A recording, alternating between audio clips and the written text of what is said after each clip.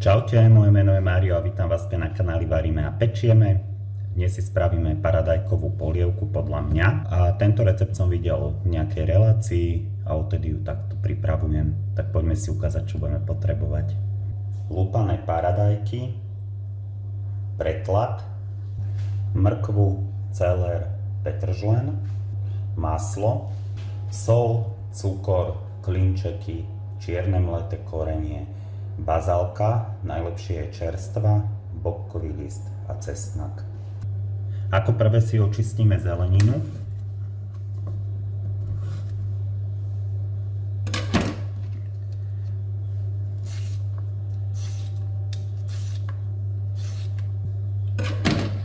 Zeleniny tam nejde veľa, buď dve menšie mrkvy alebo jednu väčšiu. Jeden petržlen.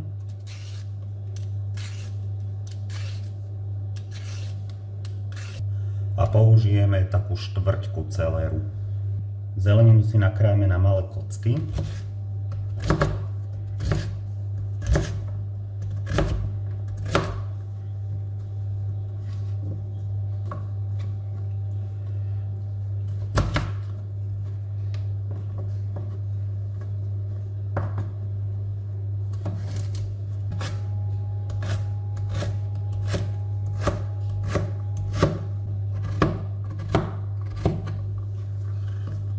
A ako posledné si očistíme cesnak. Cesnak popučíme nožom a nadrobno nakrájame. Do hronca sme si dali rozpustiť maslo, teraz pridáme nakrájanú zeleninu a budeme ju restovať, pokiaľ nám nezačne voniať.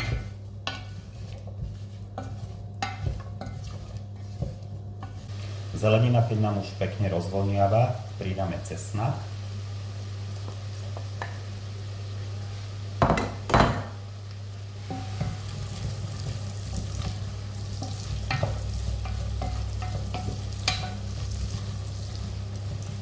Chvíľku orestujeme.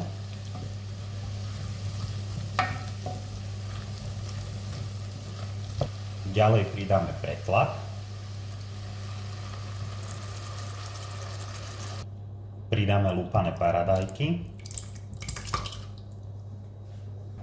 a celé to podlejeme vodou.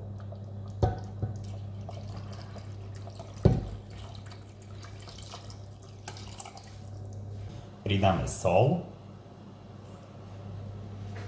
pridáme cukor a samozrejme každý si dochutí podľa seba.